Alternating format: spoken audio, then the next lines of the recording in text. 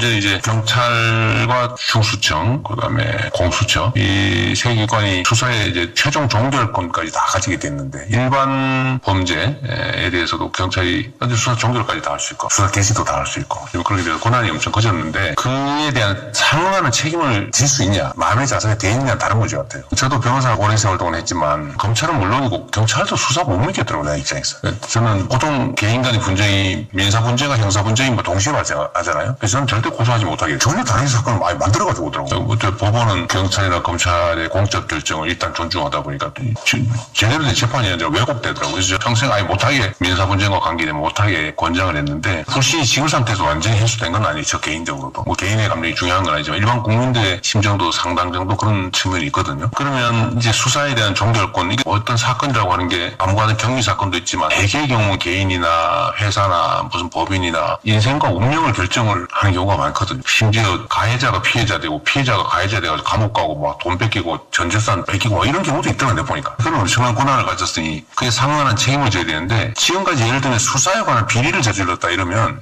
그냥 우리가 보기에는 경찰 자신들은 중징계다. 대통령이 오늘 국무회의에서 얘기한 것은 수사로 조작하고 장난치다가 검찰이 스스로 자초한 거 아니냐. 수사기소 분리는 당연히 해야 되는 것이고 그 결과에 따라서 경찰에게 이제 수사 개시권과 종결권이 있기 때문에 그거는 또 경찰의 힘이 권한이 막강해지는 거니까 거기에 대해서 그런 막강해지는 권력에 대해서 통제하고 안전장치를 마련해야 된다. 그거는 뭐 계속 있던 얘기잖아요. 그건 당연한 얘기입니다. 그리고 사실은 우리 국민들이 경찰서에 갈 확률이 높지 검찰청에 갈 확률은 적죠. 국민들 입장에서 사소한 작은 범죄들 같은 경우에는. 근데 그런 부분에 대해서 안전장치를 마련해라 하는 것이고 무슨 이게 국회에서 막 헌법을 위반해가지고 말도 안 되는 위헌적인 법률을 만들지도 않았는데 무슨 거기다 거부권 행사를 하냐. 제2요구권입니다. 정확하게는. 다시 생각해라. 제2요구권. 국회로 돌려보내야 하는 건데 위헌적인 법률이 아닐 바에야 제2요구권을 행사해서는 안 된다라는 견해도 피력을 했습니다. 그러니까 어떻게 보면 검찰이 각종 조작을 하다가 자초한 법안이다. 그냥 당연한 얘기죠. 여기에 대해서 많은 분들이 걱정을 좀 했잖아요. 뭐 거부권을 진짜 행사하는 거 아니야? 언론이 그렇게 걱정을 부추기는 겁니다. 뭐 조갑재나 이런 사람들 SBS 김태현의 정치쇼인가 뭐 이런 라디오에 계속 출연시켜가지고 뭐 CBS 라디오랄지 그런 분들의 얘기를 일방적으로 하는 얘기를 그대로 실어준다고 해서 문제가 안 되는 게 아니에요. 그 사람을 부른 것 자체가 편집권을 행사한 거잖아요. 조갑재가 무슨 얘기할지 뻔히 아는데 대통령이 거부권을 행사해야 된다라고 주장을 대통령이 국회가 알아서 하라고 해서 국회에서 알아서 해서 넘긴 법안인데 뭘 거부권을 왜 행사합니까? 그리고 대통령 말처럼 그 법안에 무슨 문제가 있을까요? 지금 이 다음 수순은 국민의힘이나 한동훈은 위헌법률 심판을 하겠다고 나올 겁니다. 이거 위헌이라고 나오는 건데 헌법재판소에서도 별 문제가 없을 것이다 라는 겁니다. 이렇게 어려워요. 검사가 도대체 뭐길래 대한민국에 한 2,000명밖에 없는 그 직업군이 뭐길래 검사의 보안수사권 하나 뺏었다고 난리가 납니다. 온 언론이 난리가 나고 이거는 무슨 조중동만 그런 게 아니고 한겨레 경향신문 진보 언론까지 대한민국 망할 것처럼 이야기를 하니까 그런 기사가 많이 나오니까 국민들 입장에서는 야 이거 대통령이 민주당이 뭐 잘못하고 있나 보다. 민주당 강성파가 뭐 법안을 밀어붙였다라고 하는데 그게 아니죠. 지금 최근에 장윤기 사건이나 이런 것들 때문에 물타기가 돼서 약간 위기가 있었습니다만 저는 뭐 애초에 위기라고 생각하지도 않았고 결국에는 대통령이 본인이 했던 대선 공약을 지켰다라는 거. 그리고 어떻게 보면 대통령과 법무부 장관은 그래도 행정부의 수반이고 행정부의 장관이기 때문에 어떤 모양새 정도는 갖추면서 간 게 아닌가입니다. 근데 정성호 장관이 그렇다고 해서 대통령에게 뭐 제2요구권 거부권을 행사해 줍시오 이렇게 얘기할 수도 없다.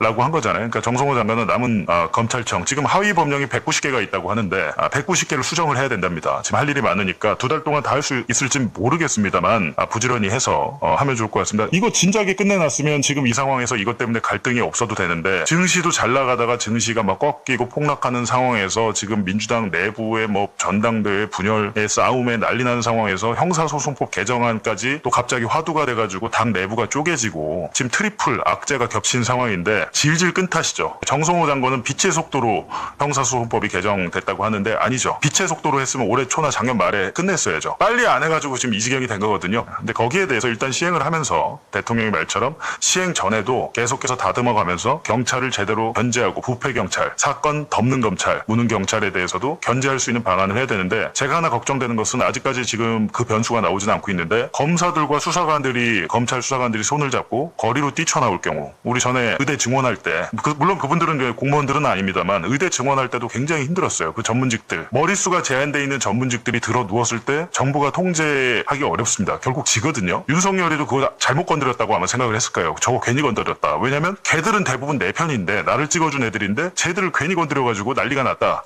저는 후회했을 거라고 거라고 생각하거든요, 윤석열이. 근데 어쨌든 이 검사들이 수사관과 손잡고 거리로 뛰쳐나올 경우 10월 2일에 출범하기는 쉽지 않을 수도 있겠다라는 생각이 들어요. 어쨌든 그 선택권을 줄 거 아닙니까? 검사한테. 너 중대범죄수사청으로 갈래요? 아니면 공소청으로 갈래요? 선택권을 줄 텐데 거기에 대해서 이 사람들이 집단 행동을 나오고 거리로 뛰쳐나오게 되면 상당 부분 지연될 가능성이 없지 않다. 쟤들이 저렇게 누워서 죽을 리가 없어요. 제가 볼 때는. 국민의힘이나 이제 한동훈과 손잡고 뭐 개혁신당까지 해가지고 거리투쟁을 펼칠 가능성이 있어 보인다라는 겁니다. 이게 아마 8월 말, 9월 초 요때쯤부터 지금 더우니까 아마 9월 초중순쯤에 거리로 쏟아져 나와서 난장을 피우지 않을까 걱정이 좀 됩니다. 걱정이. 여러분은 그런 생각 안 드시나요? 꿀팁 주지 말래요.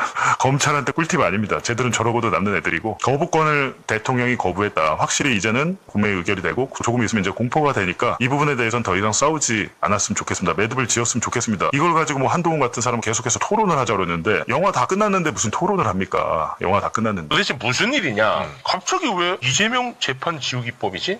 좀 이상하잖아. 어떤 내용인지 일단 야당의 비판 목소리 들어보겠습니다. 이재명 한 사람 살리자고 4심제 대법관 증언 법 왜곡죄까지 만들고 공소청법에는 공소 취소할 수 있는 조항까지 집어넣어놓고 어제 보안수사권 폐지한다면서 형사소송법 개정할 때는 그도 못 믿어왔는지 판사로 하여금 이재명 공소기각 판결하라고 말도 안 되는 조항을 하나 끼워 넣습니다. 중대한 위법 수사, 소추 재량권을 현저히 일탈한 경우에 법원이 공소기각 판결을 할 수 있게 명시해 놓았습니다. 즉 이재명 대통령 범죄 재판을 취소하기 위해 공소취소 특검 시즌2 공소기각 법원을 설치하겠다는 것입니다.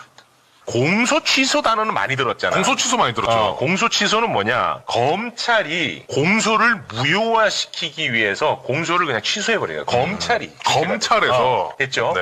그럼 공소 기각은 뭐냐? 이 공소가 잘못됐다고 판사가 판단해서 이 공소를 무효화시키는 거야. 판사가. 오케이. 그거 공소 기각이야. 공소 기각. 그런데 이 공소 기각과 관련해 가지고는 지금 현행법, 형사소송법에도 이러한 경우에는 판사가 공소를 기각하게끔 법으로 되어 있어. 그거 잠깐 소개 부탁드립니다. 첫 번째는 피고인에 대하여 재판권이 없을 때, 그리고 공소 제기의 절차가 법률의 규정을 위반해서 무효일 때, 그리고 공소가 제기된 사건에 대하여 다시 공소가 제기됐을 때, 제 329조를 위반해서 공소가 제기됐을 때, 고소가 있어야 공소를 제기할 수 있는 사건에서 고소가 취소됐을 때, 그리고 마지막으로 피해자의 명시한 의사에 반하여 공소를 제기할 수 없는 사건에서 처벌을 원하지 아니하는 의사표시를 하거나 처벌을 원하는 의사표시를 철회했을 때, 이렇게 6개 항에 대해서 요러한 경우에는 판사가 공소를 기각하게끔 현행법에 되어 있습니다. 네. 근데 여기에다가 이번에 새롭게 2가지 내용을 추가를 시킨 거야. 여기에다가 그걸 소개해 주시죠.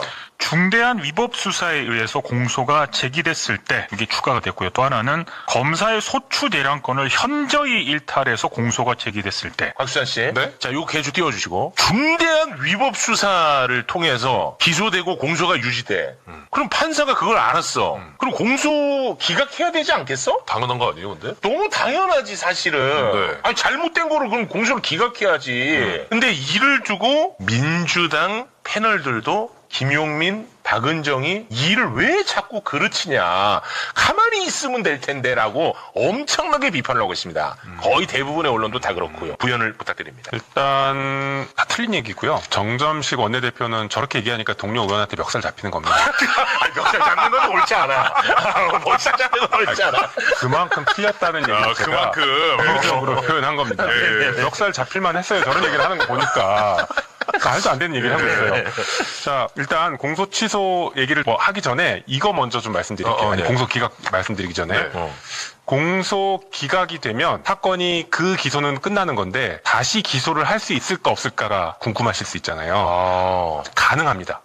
다시 기소 가능해요. 얼마 전에 이진관 판사가 이완규, 박성재에 대해서 특검이 기소한 것에 대해서 이거는 그 수사 대상, 특검법상 수사 대상이 아니라서 기소를 못하니 공소 기각한다라고 했던 적이 있습니다. 위증이랑 그 안가회동 이런 것들 기억나시죠? 그때 뭐라고 했냐면 그러니 수사권이 있는 수사기관이 적법하게 다시 수사해서 기소할 수 있다. 그러니까 분명히 얘기했어요. 다시 말해서 공소기각은 해당 사건은 공소기각으로 끝났지만 범죄가 있으면 다시 수사해서 기소할 수 있습니다. 그런데 공소 취소는요. 다시 기소를 못해요. 아까 읽어주신 것 중에 329조를 위반해서 기소했을 때 공소 기각한다고 했지 않습니까? 네. 그 329조가 공소 취소예요. 그래서 실제로 우리 민주당 의원이시긴 한데 얼마 전에 공소 기각 판결을 받은 분이 있는데 다시 기소해서 지금 현재 다시 재판을 받고 있는 사건이 있습니다. 그래서 그 가능합니다. 법적으로 가능해요. 그러니까 완전히 다른 엉뚱한 얘기를 하고 있는 것이 또 한편으로는 법원이 하는 것인데 우리 민주당이 아무리 입법한다고 해서 법원이 마음대로 합니까? 이건 사법부의 영역이거든. 그래서 이재명 대통령이 뭐 재판 지우기법 이런 건 타당하지가 전혀 않아. 상관없죠. 심지어 법원이 저 공소기각 사유 2가지 추가하는 것에 적극 찬성했습니다. 우리 소위에서. 법원에서도. 법원은 저거는 그동안 판례가 쌓아왔던 것들을 구체화하는 것이니 찬성합니다. 적극 찬성합니다. 이렇게 입장을 밝혔어요. 법원의 판례에서 네. 이미 공소 기각을 했던 그 사례들을 이렇게 조문으로 적어놓은 거예요, 이번에. 맞습니다. 아까 그거 다시 한번 보여주시면 2가지? 저 중대한 위법 수사에서 공소가 제기됐을 때 저렇게 대표적인 게 함정 수사했을 때 중대한 위법 수사라고 해서 공소 기각을 한 판례가 쌓여 있습니다. 그리고 조금 전에 말씀드린 수사권이 없는데 수사해서 기소하면 또 저렇게 하고 그 밑에가 이제 공소권 남용인데요. 저게 유우성 사건에서 그렇지. 보복 기소한 것을 법원이 공소 기각했을 때 저 표현을 씁니다. 현저하게 소추 재량을 일탈했을 때 그때는 공소권 남용이니 공소 기각한다 이렇게 썼어요. 그게 원래 원래 사건 좀 헷갈리죠? 헷갈려. 그 선량한 공무원을 조작을 해가지고 간첩으로 처벌을 하려고 했던 거야. 그래서 유우성 간첩 조작 사건이 있었어. 근데 그 조작한 게 들켜버린 거야. 중국 공문서를 위조한 게 들켰죠. 들켜버렸어. 그래가지고 그게 무산됐어, 검찰에서. 네. 그러니까 검찰이 열받아가지고 보복으로 이 사람에게 왜곡한 거래법 다른 걸로 또 기소를 해버린 거야. 어떻게든 넣겠다. 이거. 어떻게든 넣으려고. 근데 대법에서 야 이거 보복 기소네 이 새끼들. 너네 너무 나쁜 놈이네. 해서 대법에서 공소기각을 한 첫 번째 사례야. 그게. 그래서 이거 누구야? 안동환이. 안동환이를 그래가지고 탄핵하려고 했던 거야 이 건으로. 근데 헌재에서 탄핵 기각시켰어. 기억해도. 그때 변호사가 맞습니다. 네. 그 변호사가 저였고. 저분이야. 그래도. 제가 그래서 12년 전부터 검찰 개혁을 변호사 때부터 시작한 게 유우성 사건을 계기로 시작을 했고 그래서 국회에 들어와서 이 일까지 하게 된 겁니다. 근데 공소권 남용이 최초로 인정된 사례의 명확한 표현을 구체적으로 법에 집어넣은 겁니다. 이건 저희가 한 것도 있지만 시민사회 쪽에서 그리고 형사소송법 교수들, 헌법 교수들이 오랫동안 연구하면서 이 정도는 추가로 집어넣어야 된다. 특히 기소권 통제를 위해서 사법 통제를 위해서는 이 정도는 집어넣어야 된다라고 해서 추가한 조항들입니다. 그래서 이게 갑자기 뭐 집어넣은 것처럼 얘기하고 있거든. 근데 이거 이미 6월에 시민단체 안에 이게 있었어. 이게 저희가 김용민 의원님하고 저하고 둘이서 그 외에 다른 의원님들하고 같이 시민주도 형사법 모임에 이 형사소송법에 대한 연구 용역을 드렸고 3월에 이 법이 나왔어요. 이게 똑같이 들어 있습니다. 이 공소기각 사유가 그때 3월에 나왔던 것을 정리를 해가지고 6월에 김용민 의원님 저 대표 발의로 간 거예요. 그래가지고 법안심사 소위에서 9차례나 심사를 한 겁니다. 그런데 국민의힘은 들어오지도 않았어요, 소위에. 들어오지도 않았는데 최근에 이제 조선일보 등 보수 언론을 비롯해서 이 법안을 심사도 하지 않은 막판에 기습적으로 갑자기 이것이 됐다 이렇게 처음에 막 언론에 나오기 시작해서 이재명 대통령을 위해서. 네, 맞습니다. 그 민주당이 넣은 거다 이렇게 그 언론에서 기사화했고 그 국민의힘하고 지금 다 따라서 하고 있는데 그게 아니고 이미 3월에 저희가 용역을 해가지고 나온 법이고 수차례 법안심사 소위에서 심사를 했고 최종적으로 들어간 아니고 김용민 의원님 말씀하셨다시피 대법원 판례로 이미 다 이것이 인정된 부분을 조문화시킨 것에 불과해요. 그게 너무 당연한 게 들어가 있는 거죠. 했어야 하는 걸 한 거야. 그래서 법원 행정처장님도 이것에 대해서 적극적으로 동감하는 의사표시를 했어요. 그 법안 소위에 와가지고. 그러니까 아무 문제가 없었던 건데 아마 제가 보기에는 이번 새로운 형사소송법에 꼬투리 잡을 게 없는 거예요. 아무리 봐도. 그러니까 이거 하나 가지고 지금 연결시켜가지고 계속해서 지금 문제를 삼고 있는데 그것이 아니다. 아니 근데 국민의힘 무슨 언론이 중요한 게 아니고 김용민 의원님은 민주당 의원님이잖아요. 네. 민주당 패널들이 다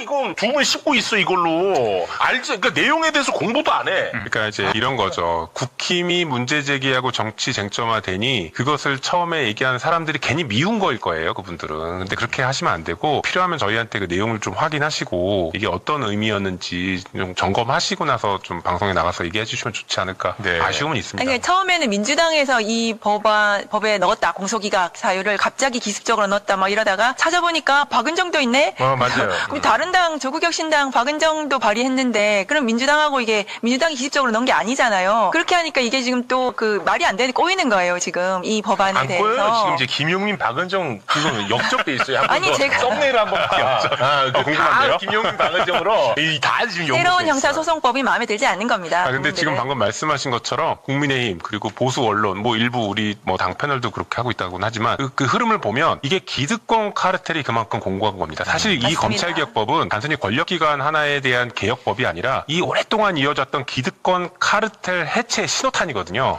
이제 검찰개혁 해서 해체의 신호탄 쏘고 그 다음에 다른 기득권들도 다 개혁할 겁니다.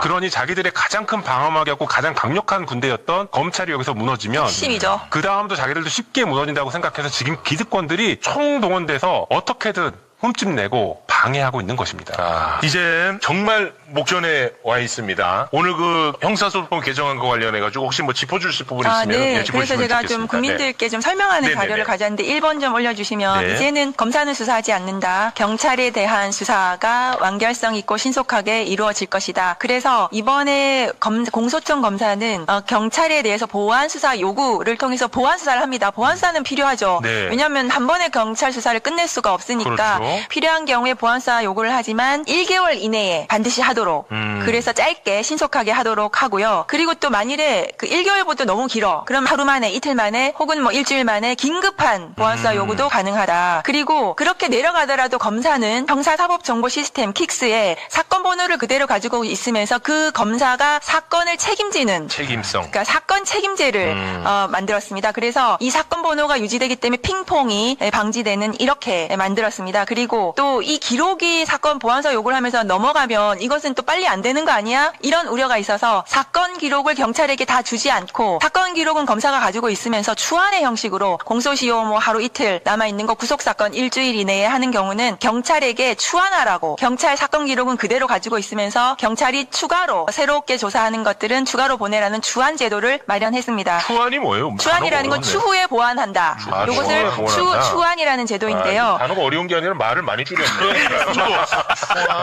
그 비냉 같은 거 월- 비냉이면 맞습니다. 그래서 그 사건 기록이 넘어가고 하는 것에 대해서 이제 좀 너무 오래 걸리는 거 아니야 그런 우려를 하셔가지고 사건 기록을 안 보내고 검사가 사건 번호도 그대로 유지하고 자기 사건으로 유지하고 기록도 안 보내면서 경찰을 시켜서 더 수사하게 해서 빨리빨리 받아서 사건이 신속하게 진행이 된다. 그리고 그렇게 보완서 요구할 때는 구체적으로 문서로 보완서할 내용과 방법을 구체화해가지고 보낸다. 그래서 경찰이 뭘 보완서하라는 거야. 지금 좀 그런 게 좀 애매한 게 있었거든요. 그래서 구체적으로 서면으로 다 해서 보내야 한다는 거고 그리고 이렇게 해서 경찰 수사가 완결이 될 것이다. 이런 식으로 신속하게 완결될 수 있다. 그렇게 경찰 수사를 책임지고 검사가 할 수 있게 한다는 거고요. 두 번째 거 수사가 그런데 지금 장윤기 사건 같은 데서 보듯이 좀 걱정스러운 부분들이 있으시잖아요. 경찰의 부실 수사. 그럼 그 수사를 어떻게 책임지게 할 것인가?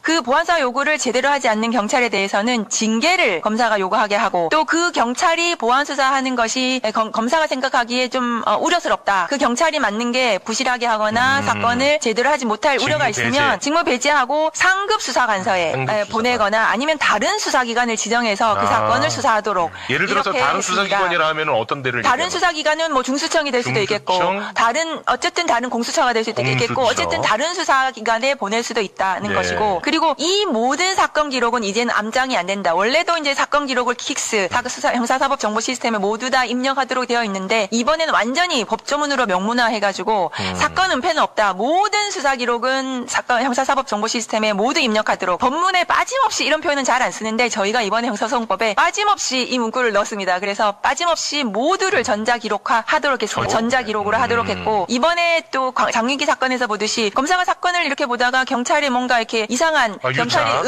은폐, 유착 이런 게 발견이 되면 경찰에 대한 수사를 요구하도록 이 경찰 수사해야 돼 이렇게 수사 요구를 할 수 있도록 그 법에 또 넣었습니다. 수사 요거는 요 PPT에는 안 넣었는데 수사 요청을 할 수 있도록 249조의 9에 넣었습니다. 그리고 경찰 내부적으로 국수본에 직속된 내부 수사 비리 수사대를 신설했고요. 내부 비리 수사대를 신설했습니다. 그래서 뭐 많이 경찰 했네. 내부 수사, 내부 비리에 대해서는 수사의 형식으로 경찰 비리 수사대에서 할 수 있도록 했고요. 잘하셨네. 그 다음에 중대범죄수사청이나 공수처에서는 이 경찰 사건, 경찰의 이 뭐 사건 은폐라든가 증거인멸이라든가 이런 범죄에 대해서는 당연히 수사할 수 있고요.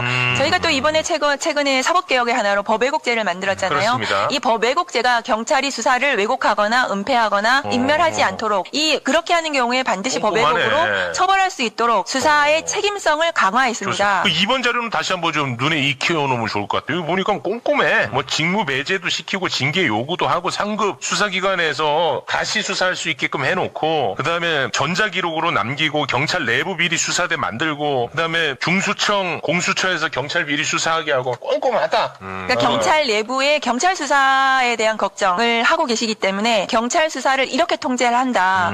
검사가 그 사건을 가지고 있으면서 그 사건이 끝날 때까지 검사가 책임지고 네. 제대로 하지 않으면 수사관도 교체하고 상급 간서에 보내기도 하고 또 이런 범죄 경찰 범죄 수사하라고 요청도 하고 경찰 내부적으로도 비리 수사대를 만들고 이렇게 해서 촘촘히 그러네. 감독할 수 있도록 만들었다. 이번에 이번 형사소송법으로. 검찰개혁이라는 타이틀로 형사소송법이 개정이 됩니다만 그래도 경찰에 대한 견제 장치가 많이 들어가 맞습니다. 있어. 그래서 맞습니다. 경찰개혁도 약간 된 부분이 있다는 거 이거 아주 저는 좋게 봅니다. 그렇습니다. 법의 핵심이 네. 상호견제입니다. 상호견제. 권한을 나누고 상호 그렇네. 견제하게 만드는 것. 이 법의 핵심입니다. 핵심 네. 정신입니다. 다만 실체 진실 발견을 위해서 검경은 협력한다.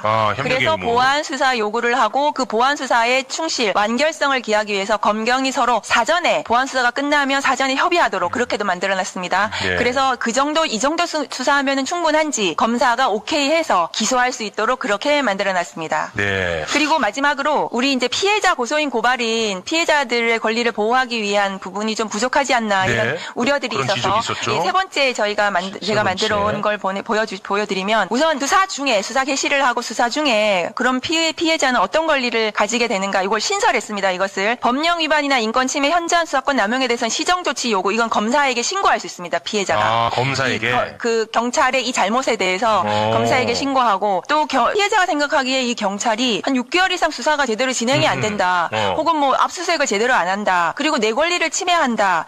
그리고 미법하고 부당하게 수사를 하는 것 같다라고 생각이 들면은 네. 경찰에 대해서 반드시 이의 제기를 할 수 있도록 경찰에게? 경찰에게 이의 제기를 해서 그 수사관서의 장에게 경찰에게 이의 제기해서 그 수사가 제대로 그러면 수사관을 교체하거나 아니면 다른 데 보내거나 이렇게 시정할 수 있도록 하는 것을 수사 중에 피해자의 권리를 신설했습니다. 그 이의제기 제도가 있다는 사실을 모를 것 같은데 이건 고지를 해주나요? 그것은 경찰 수사 과정에서 아마 고지를 해줘야 될 거고요. 고지해줘야 이것은 돼. 당연히 매뉴얼로 고지 그렇게 의무들을 많이 할 겁니다. 아, 그래요? 할 것입니다. 그리고 만일 이렇게 수사를 쭉 하다가 이 사건은 수사가 죄가 되지 않는다 불송치하는 경우에도 저희가 이 피해자나 고소인 고발인들이 이의 신청을 할 수 있도록 할 수 있는데 그 이의 신청은 불송치 결정문 뒤에다가 이의 신청서를 아예 붙여가지고 그래서 거기다가 이렇게 서명하고 해서 접수만 하면 이의 신청이 돼서 검사에게 그 사건이 그대로 갑니다.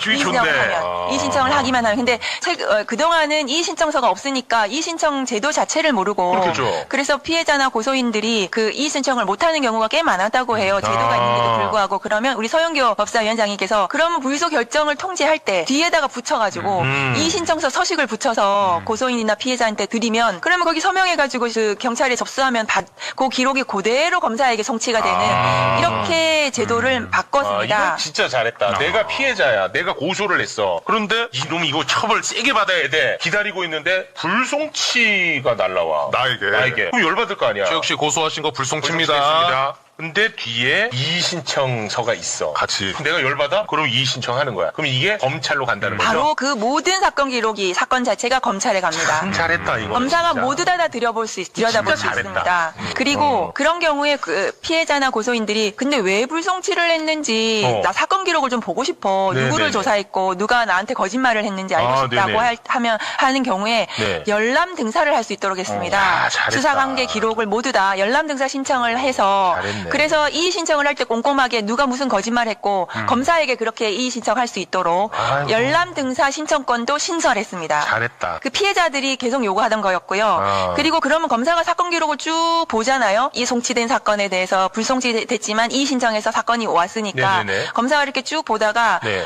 이건 재수사해야 돼. 이거는 다시 조사해야 돼. 이렇게 해서 재수사 요구를 할 거 아니에요, 경찰에게. 네. 그러면 고소인에게 재수사했다는 것을 통지하도록. 아이고. 이렇게 재수사했습니다. 기다려보세요. 조금만 기다려보세요. 잘했다. 이렇게. 그렇게 재수사 사실을 통지할 수 있도록 그것도 넣었고요. 그런 경우에 피해자나 고소인 입장에서 그래도 경찰은 좀 말을 좀 못 알아듣는 것 같던데 검사를 좀 만나고 싶어 하면은 검사에게 면담 신청을 하고 검사는 피해자나 고소인 만나서 사실 확인을 할 수 있도록 또 넣었습니다. 그래서 불송치 사건도 그렇게 피해자가 권리가 좀 충실하게 보장이 될 수 있도록 과정마다 저희들이 장치를 넣었습니다. 너무 잘했네. 그리고 기소하는 경우에 기소 의견으로 송치하는 경우에도 검사는 3개월 이내에 이 사건을 기소를 해야 되고요. 그리고 혹시 그 기소하는 사건에 대해서 기소 의견으로 송치한 사건에 대해서 불기소하는 경우에는 재정 신청을 할 수 있는데 그 재정 신청권자가 이전에는 고소인이었다가 이번엔 고발인까지 조금 더 확대했습니다. 그래서 재정 신청으로 권리 구제를 받을 수 있는 피해자나 그 관계인이 더 많을 수 있도록 근데 여기 이제 더 확대했습니다. 고발인에게 확대된 것은 이게 제한적인 범죄에 한해서예요. 그렇습니다. 제한적으로 정치적인 거는 가면 골치 너무 아파. 많이 고발인이 재정 신청을 하게 되면은 그러면 나 고발 많이 당하잖아. 맞아. 나한테 이거는 뭐 무혐의 처분했습니다 했는데 그놈이 날 괴롭히기 위해서 고발한 거거든. 그렇습니다. 그럼 또 해. 그게 이거 안 돼요. 그게 뭐 특정한 사건뿐만이 아니라 많은 국민들이 피의자로 오랫동안 수사기관이나 재판기관에서 피의자의 신분으로 가지고 있는 것은 굉장히 불이익하거든요. 그렇습니다. 그래서 그런 부분은 배제하고 다만 잘하셨다. 사회적 약자 대상 범죄, 그렇지. 그 피해자들이 자기 의견을 제대로 좀 이렇게 호소할 수 없는 이런 피해자들에 대해서 한해서 잘하셨다. 고발 제3자 고발이라 하더라도 재정 신청까지 확대해서 재정 법원에서 신청이라 볼 수 있도록 하면 했습니다. 법원에다가 이 사건 다시 봐달라는 그렇습니다. 거죠? 네. 법원의 판사가 보는 거고요. 아까 말씀드린 불송치 사건의 이의 신청은 검사가 그 그렇지. 사건을 보는 것입니다. 그러니까 법률가인 검사와 판사가 피해자들을 더 볼 수 있도록 사건을 더 확대해서 볼 수 있도록 하는 장치를 촘촘히 넣었다는 말씀드리고 이런 사건에 기소 의견으로 송치한 사건에 대해서도 경찰에서 증거 조사를 했지만 좀 더 그 검사에게 하고 싶은 말이 있을 거 아니에요. 네네. 피해자가 네. 재판이나 이런 것도 좀 이렇게 해줬으면 좋겠어요. 혹은 뭐 피의자가 이런 거짓말을 하는데 이런 나중에 재판할 때 이런 부분을 조금 더 신경 써주세요. 이렇게 하고 싶은 때는 검사에게 면담 신청을 해서 검사가 피해자를 직접 면담하고 사실관계를 또 확인할 수 있도록 아유, 하는 네. 그런 제도도 또 신설했습니다. 네. 그리고 이 모든 사건 수사와 재판 과정에 특정 강력범죄 피해자 그러니까 살인이라든가 성폭력이라든가 기타 아까 사회적 약자 대상 범죄 그 중에서 강력범죄 피해자들에 대해서는 국선 변호사를 모두 다 그 국가에서 지정해서 이 변호사들의 도움을 받을 수 있도록 아까 이의 신청이라든가 재정 신청이라든가 이 모든 과정에서 국선 변호사들이 모든 범죄는 아니고 그 강력범죄 피해자들에 네네. 대해서는 국선 변호사가 국가가 피해자들을 도와줄 수 있도록 하는 요 제도는 서영교 법사위원장이 이전에 법을 만드셔서 이게 통과된 법입니다. 그런데 이걸 잘 모르고 계셔가지고 이 수사와 재판 과정에서 피해자들이 국가의 도움을 받을 수 있다는 것을 조금 알려드리려고 요거 너무 준비해 오늘 왔습니다. 진짜 소중한 시간이다. 너무 촘촘하게 너무 잘하셨습니다. 그러니까 저희가 상당히 오랫동안 수기했고 많은 사람들을 만나서 간담회를 하면서 너무 잘했는데. 의견을 듣고 이렇게 법을 만들었는데 국민의힘 한 번도 안 들어왔다가 마지막에 공소기각 갖고 저러고 있으니 역살 잡힐만 하다는 얘기를 하는 겁니다. 진짜로. 의원님, 폭력은 안 됩니다. 네. 궁금한 거 하나 여쭤봐도 야, 물어봐. 네. 야, 다 해소하는 게 좋아. 요 3번 보면은 아까 첫 번째 수사 개시와 또 수사 중에 시정조치 요구 신청 요건 이제 검사에게 할 수 있다는 거잖아요. 네, 그렇습니다. 검사에게. 근데 이의 제기는 경찰이 이렇게 부당한 수사를 하는 것 같아서 이의 제기를 하면은 그 경찰 위에 그렇습니다. 장에게 근데 만약에 그 장이 같은 식구라고 이렇게 안 받아주면 어떡해요? 그런 경우에는 이제 시정조치 요구를 또 그럼 검사에게 할 수도 아니, 있을 거고요. 그 안에 또 있는데 이게 네. 14일 이내에 답을 주도록 돼 있어요. 근데 14일 이내에 답을 안 주거나 제대로 안 되면 상급관청에 다시 이의 제기를 했어요. 상급 관청에. 그리고 방금 말씀하신 시정조치으로 검사에게 신고할 검사에게 수도 또 할 있어요. 수도 있고요. 오케이. 네. 또 그럼 이게 타고 사고 가는 거야. 그러다 요 기관에서 안 돼? 그러면 검찰. 검찰에.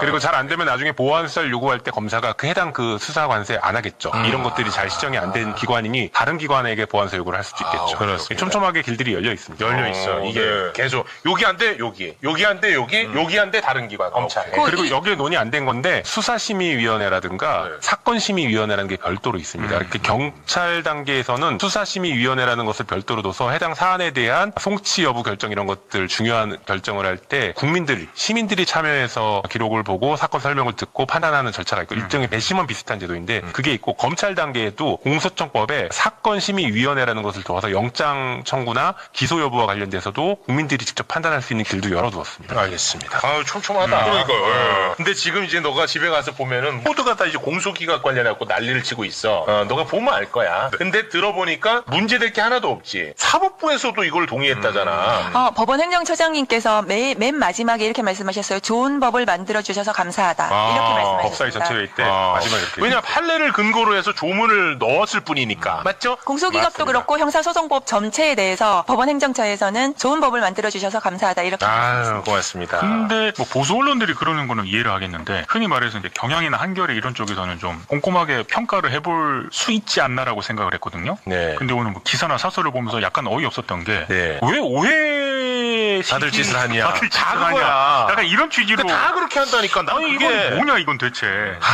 그러니까 공부도 안 하고 그렇게 한다니까. 근데 이 법이 오픈된 게 3월이거든요. 네. 그러니까 그때부터 뭐 문제 제기를 했으면 저희가 이렇게 또 반박도 하고 이렇게 해가지고 합의를 뭐 이렇게 좀 논의했을 텐데 전혀 그러지 않다가 예. 갑자기 이제 와서 다 그렇습니다. 끝났는데 그렇죠. 네. 문제 제기를 하는 것은 그냥 저는 꼬투리 잡는 거라고 생각합니다. 저게 뭐 새로운 거를 집어넣은 것처럼 뭐 이렇게 얘기하는데 사실 아까 말씀드렸던 것처럼 원래 327조 2호에 따라서 원래 공소기각을 하던 것들을 법원의 판례에 쌓여 있던 것들을 저희가 명문화시켜서 판사나 검사들이 앞으로 직무 집행할 때 이런 부분을 더 신경 써야 된다 이렇게 알려주는 그런 의미를 갖거든요. 그렇습니다. 새로운 걸 한 게 아니에요. 그렇습니다. 네. 근데 사실은 그동안 이제 수사권 가지고 너무나 계속 그 1년 동안 그 논쟁을 했는데 사실상 검찰권이라는 것이 기소권과 영장 청구권도 막강하거든요. 맞습니다. 네. 검찰 개혁의 중요 쟁점이 영장 청구권을 어떻게 통제하고 기소권 그러니까 김건희 아무렇게나 불기소해주는 그 기소권을 어떻게 통제할 맞아요. 것인가의 문제인데 저희가 영장 청구 영장과 관련해서는 그 뭐 영장 그 압수수색 사전 신문제라든가 아니면 조건부 구속이라든가 이런 여러 가지 쟁점들을 논의했고요. 그다음에 기소권 남용과 관련해서 지금 이제 말씀하시는 그 공소기각이라든가 아니면은 또 공소심의위원회라는 것을 또 논의했습니다. 그러니까 저희가 법사위에서 논의한 영장 청구권, 기소권, 수사권 전체적인 검찰권 남용에 대한 중요 쟁점 중에 하나가 그 공소기각, 기소권 남용